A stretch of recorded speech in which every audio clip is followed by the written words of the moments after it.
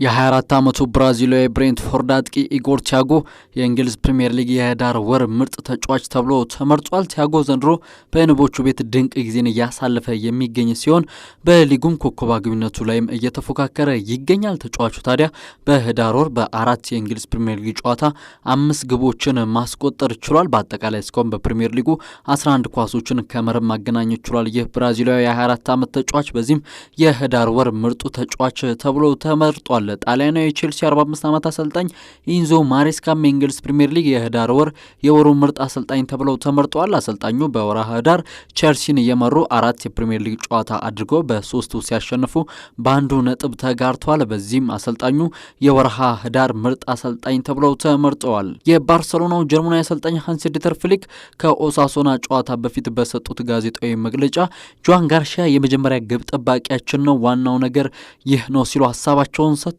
በሜዳ ላይ በሚሰለፈው ተጫዋች ላይ ሁልጊዜም አተኩራለሁ እንጂ ማን ሁለተኛ ይሆናል ወይም ሶስተኛ የሚለው ላይ አላተኩርም። ዋናው ነገር የማምናቸው ግብ ጠባቂዎች መኖራቸው ነው።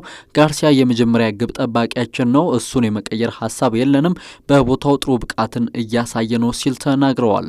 በርንማውዝ ናይጄሪያዊውን 26 ዓመት ፊሊፔ ኦቴልን የጋናዊ ተጫዋች አንቷን ሲሜኞ ተተኪ በማድረግ የማስፈረም ፍላጎት እንዳላቸው ተገልጿል። ይህ የ26 ዓመት ናይጄሪያዊ ተጫዋች ከግራ መስመር እየተነሳ የሚጫወት ሲሆን አንዳንዴ ከቀኝም እየተነሳ የመሀል አጥቂ የሆነ እንደሚጫወት ተዘግቧል። አንቷን ሲሜኞ በጥር የዝውውር መስኮት እንደ ማንቸስተር ሲቲ፣ ማንቸስተር ዩናይትድ፣ ሊቨርፑል አይነት ክለቦች በዚህ ተጫዋች ላይ ፍላጎት ማሳየታቸውን ተከትሎ በርንማውዞች የእሱን ተተኪ ለማስፈረም በገበያው ላይ እየተሳተፉ ይገኛሉ። ማንቸስተር ዩናይትዶች በጥር የዝውውር መስኮት የተከላካይ አማካይ ለማስፈረም እየሰሩ ሲሆን ስማቸውም ከበርካታ ተጫዋቾች ጋር እየተያዘ ይገኛል። አሁን ላይም በጥር ወር አዳም ዋርተንን ለማስፈረም ማቀዳቸው ተነግሯል። ተጫዋቹ በማንቸስተር ሲቲ፣ ቼልሲና ሪያል ማድሪድ እንዲሁም ሊቨርፑል የሚፈልግ ሲሆን የአሰልጣኝ ሮበን አሞሪም ቡድን ማንቸስተር ዩናይትዶችም ምናልባትም ይህንን ተጫዋች ለማስፈረም እንደሚሰሩ ፍቻጄ ይዞት የወጣው መረጃ ያመላክታል።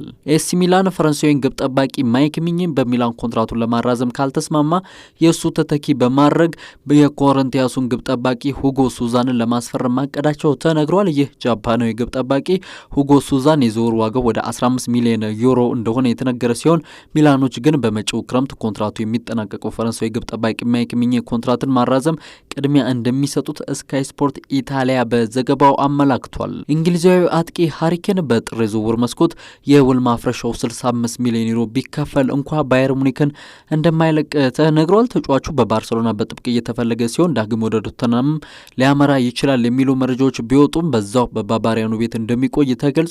ኬን ከ2026 የዓለም ዋንጫ በኋላ ከባየር ሙኒክ ጋር ስለ አዲስ ኮንትራት ለመነጋገር ማቀዱንም ነው የጀርመኑ ቢልድ በዘገባው ያመላከተው። የተጫዋቹ ያሁኑ ኮንትራት እስከ 2027 ድረስም ይቆያል። በተለይ የስፔኑ ኃያል ክለብ ባርሰሎና ፖላንዳዊ አጥቂ ሮበርት ሌዋንዶውስኪ እድሜ መግፋቱን ተከትሎ ከክለቡ ሊለቅ ይችላል እየተባለ ይገኛል። በዚህም ሃሪኬንን የሱ ተተኪ ለማድረግ ማሰባቸው በስፋት እየተዘገበ ይገኛል።